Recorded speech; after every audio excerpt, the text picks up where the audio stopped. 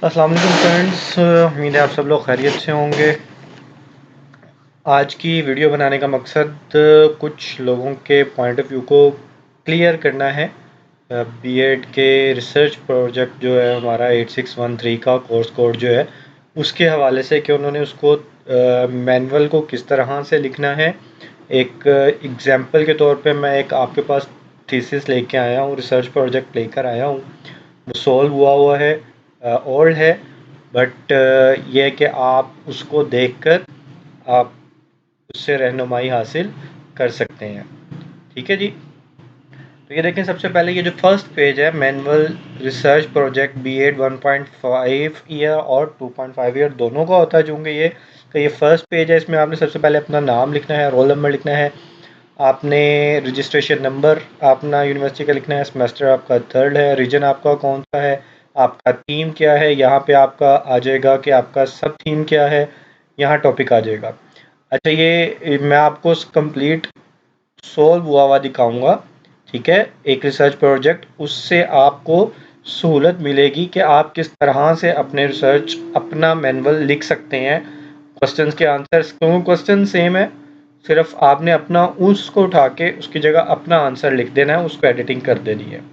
ठीक है जी। और आपने इसको प्रिंट आउट निकलवा के अपने हैंड से लिखना है, हैंड रिटन में चाहिए होगा, फिर उसकी तस्वीरें उतारेंगे और अपलोड करेंगे। तो पहली बात ये कि जिन्होंने अभी तक हमारे चैनल को लाइक और सब्सक्राइब नहीं किया है वो इसको जल्दी जल्दी सब्सक्राइब लाजमी करें, बेल आइकॉन पर क्लिक करें और लाइक ज़रूर किया करें। जब आप लाइक करते हैं तो हिम्मत बढ़ती है इसी तरह के काम करते रहने की। तो आगे चलते हैं, देखें आगे आपको सवाल दिखाते हैं। यहाँ सबसे पहले आपने अपना रोल नंबर ये हर पेज के ऊपर लिखना होगा। ठीक है, रजिस्ट्रेशन नंबर आ जाएगा रोल नंबर की जगह आपका। नेम ऑफ स्कूल, जिस स्कूल में जाकर आपने जो है ये थीसिस स्टार्ट किया है। देखें, ये जो है आपका जो रिसर्च है ये आपका एक प्रैक्टिकल टाइप है जो आपने किसी स्कूल में जाके वहाँ के बच्चों के साथ करना है। ठीक है, तो पहला सवाल क्या है, ये पहला सवाल है, 10 नंबर है इसके और उन्होंने आपको काफ़ी जगह दी है इसको लिखने के लिए। देख लें तो ऑलमोस्ट 3 पेजेस उसने पहले यही दिए हैं इस 10 नंबर के लिए जो आपने यहाँ पे लिखना है। ज़रूरी नहीं है एग्जैक्ट ये आपके एंड तक लाजमी जाए ही जाए, मतलब जितना आप उस पर लिख सकते हैं। सवाल क्या है पहला जो आप कर लेंगे, overall background of the participants, कि कौन लोग शामिल हो रहे हैं इसमें, ऑफ द प्रोजेक्ट में कौन कौन से लोग शामिल हो रहे हैं। ठीक है जी। उसके बाद एरिया स्कूल, ठीक है जी, कि स्कूल का एरिया क्या है, वो स्कूल किस जगह पे मौजूद है। ठीक है, जो लोग फिर उसमें शामिल हो रहे हैं उनका इकोनॉमिक स्टेटस क्या है। इनकी अलग अलग आपने हेडिंग्स बना लेनी है जितनी जितनी चीज़ें उसने पूछी हैं। ऑक्यूपेशंस क्या है वहाँ रहने वाले लोगों के, मतलब वो जो बच्चे आपके साथ शामिल हो रहे हैं उनके पेरेंट्स के। Earning trend of majority of the parents आ गया।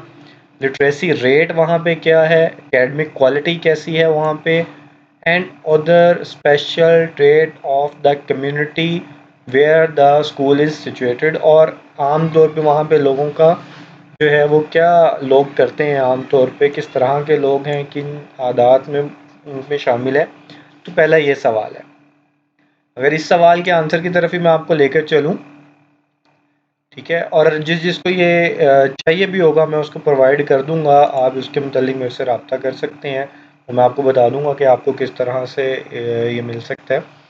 देखिए नहीं, सबसे पहला सवाल ये देखें, स्कूल का नाम को लिखा हुआ इन्होंने, उसके बाद ये आगे ये सवाल का जवाब उन्होंने लिखा है, सिलेक्टेड गवर्नमेंट एलिमेंट्री स्कूल तहसील उनकी जो भी आपका जो भी स्कूल हो आप वो यहाँ पे लिख देंगे। The participant of my project of my research. अच्छा, सबसे पहले मैं आपको इनका जो है वो टॉपिक दिखा देता हूँ। टॉपिक इन्होंने क्या सिलेक्ट किया हुआ है, ये देखें, इम्प्रूविंग स्किल स्पीकिंग स्किल्स। ठीक है जी, ability through electronic media and at elementary level. ठीक है जी, 8th क्लास का इन्होंने यहाँ पे इंतखाब किया। एलिमेंट्री लेवल में इम्प्रूविंग स्किल इन्होंने इम्प्रूव करनी है और किस तरह से करनी है, इलेक्ट्रॉनिक मीडिया के ज़रिए। ठीक हो गया जी। वापस पहले सवाल की तरफ चलते हैं ताकि आपको ज़रा क्लियर हो जाए। ये इसलिए था कि आपने क्या करना है, तो मैं हल्का हल्का सा आपको ओवरव्यू दूंगा, उसके बाद आप खुद इस से जो है वो फ़ायदा उठा सकते हैं। The participant of my project of my research was the grade 1 to grade 8। it was school local research that called action research। ये थोड़ा सा वो बता रहे हैं, रिसर्च के बारे में बता रहे हैं कि ये एक्शन रिसर्च है, तो इसलिए जो है वो ये स्टूडेंट्स के साथ होनी है। Before starting my project, it was necessary for me to know the overall background of the students। ठीक है, ये मेरे लिए भी ज़रूरी है कि आपको स्टूडेंट्स का बैकग्राउंड पता हो। कोशिश करूँगा जल्दी जल्दी इसको थोड़ा सा एक्सप्लेन करने की, ताकि आपका ज़्यादा टाइम ना लगे। So for this purpose video complete देखिएगा, ताकि आपको एंड तक पता चल जाए कि आपने किस तरह से करना है इस सारे को, और आपको ये जो सैम्पल है किस तरह से मिल सकता है उसके मतलब भी बात कर लेंगे। तो बाकी यहाँ पे so for this purpose I made a performer to collect the overall background information of the students। firstly school is situated at the corner of village। जहाँ पे भी स्कूल सिचुएटेड है उसके बारे में लिखेंगे आप। देखिए उन्होंने सारा कुछ बताया है। This school is 10 year old। School के बारे में सारी, जो पहला सवाल था कि स्कूल जो है वो कहाँ वाक़या है और क्या उसकी जो बैकग्राउंड है। उसके बाद नेक्स्ट क्वेश्चन उसका था इकोनॉमिक स्टेटस के हिसाब से, प्रोफेशन के हिसाब से, ऑक्यूपेशन के हिसाब से। तो I adopt grade 8 in elementary school. ये सारा कुछ हो गया कि मैंने 8वीं क्लास को सिलेक्ट किया है। उसके बाद वो कहता है the number of students of 8th grade with was to different student have different and separate background. ज़ाहिर सी बात है हर स्टूडेंट का अपना बैकग्राउंड और सेपरेट बैकग्राउंड होगा, और अपना अपना हर किसी का बैकग्राउंड होता है। कोई अच्छे बैकग्राउंड से है, कोई थोड़े से मतलब स्ट्रॉन्ग बैकग्राउंड से है, कुछ नॉर्मल से है, कुछ वीक बैकग्राउंड से हैं। Every student have different story, different kind of categories. People live in this area in which poor, middle and upper status included. तीनों तरह के मतलब लोग हर जगह इस तरह से ही होता है। एज अ ट्रेनी टीचर, अगर आप ट्रेनी टीचर हैं तो ट्रेनी, अगर आप रेगुलर टीचर हैं तो आप रेगुलर लिख सकते हैं।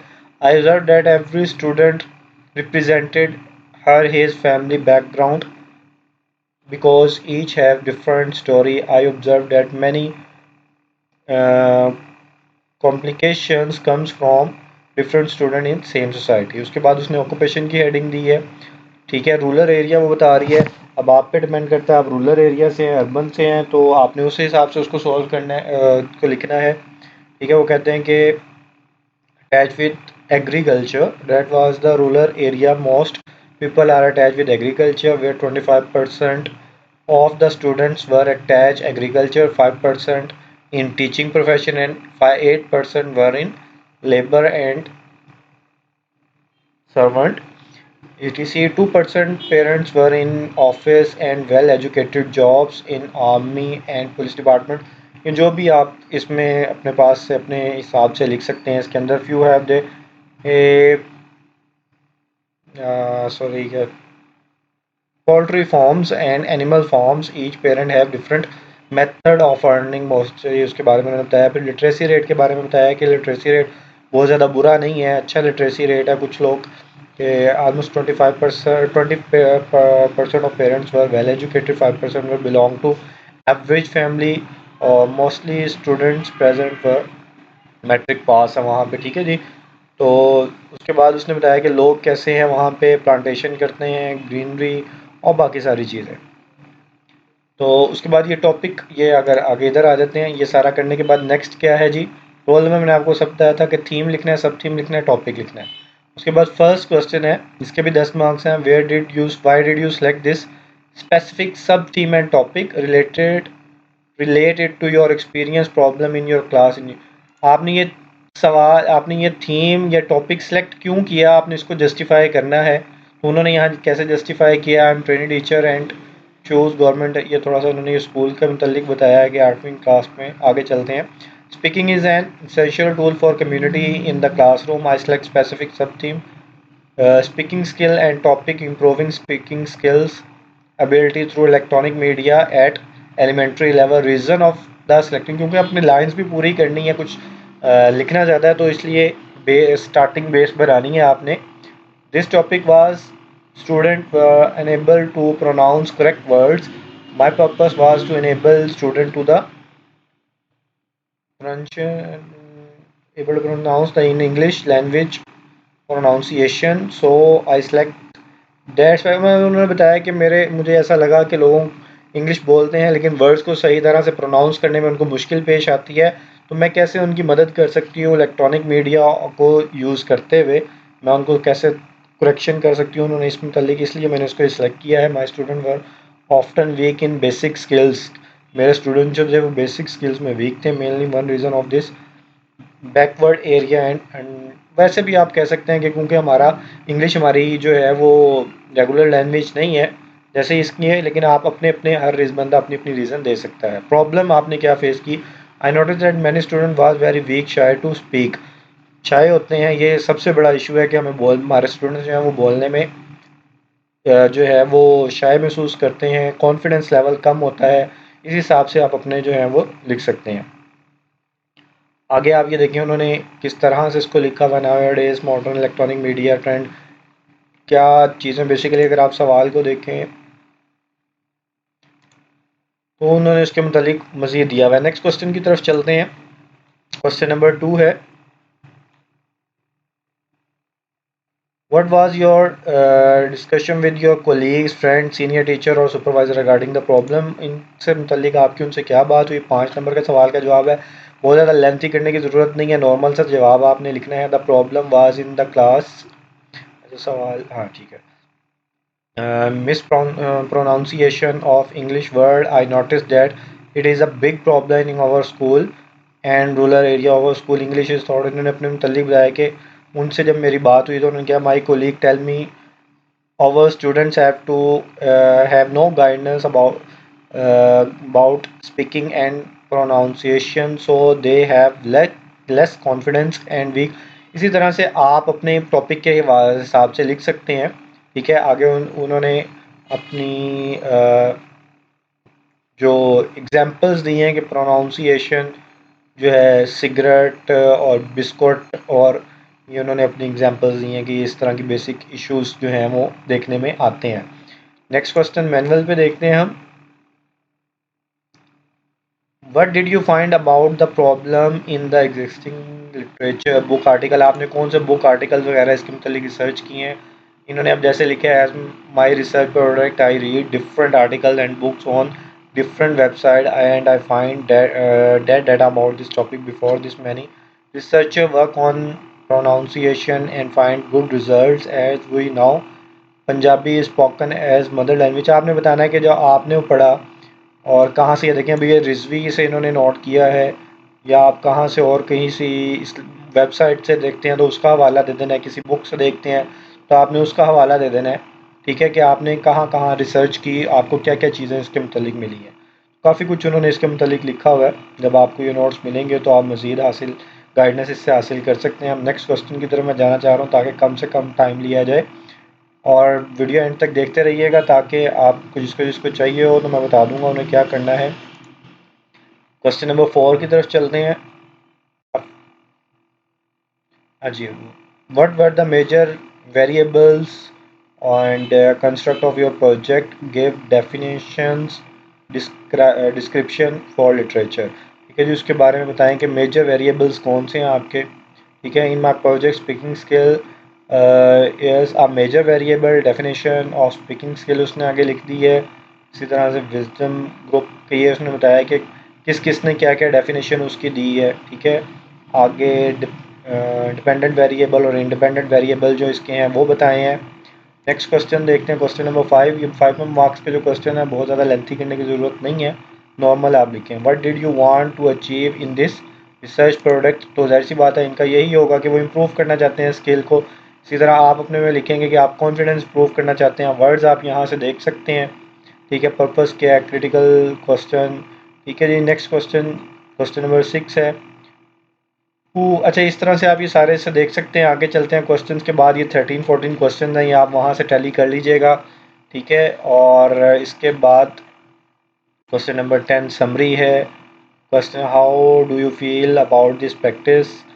अब मैं ये देखना चाह रहा हूँ कि इसमें हमारे टोटल ये क्वेश्चंस के आंसर ही बेसिकली हमारा पूरा रिसर्च है कि इसमें हमने इन 13 सवालों के जवाब देने हैं, तो ये हमारा रिसर्च प्रोजेक्ट जो है वो कंप्लीट हो जाएगा। ठीक है, जो कि यहाँ पे इन्होंने बड़े अच्छे से आंसर दिए हुए हैं, आप इनको देख सकते हैं।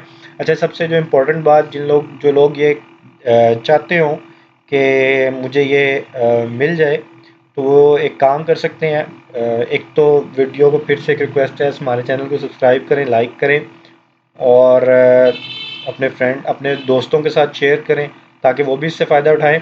और जिनको ये चाहिए वो कमेंट सेक्शन के अंदर अपना ईमेल एड्रेस छोड़ सकते हैं, मैं उनको ईमेल कर दूंगा, ठीक है। वो जहाँ से इसको ये डायरेक्टली हासिल, मैं उनको वहाँ पे सेंड कर दूंगा। देख रहे हैं आप सब, उन्होंने सवाल दिए हैं, जैसे क्वेश्चन नंबर 9 आ रहा है, what were the finding and conclusion, आपकी फाइंडिंग और कंक्लूजन क्या है, इसके मुतालिक आपने देखा है, वो उन्होंने काफ़ी कुछ लिखा हुआ अपने रिसर्च में।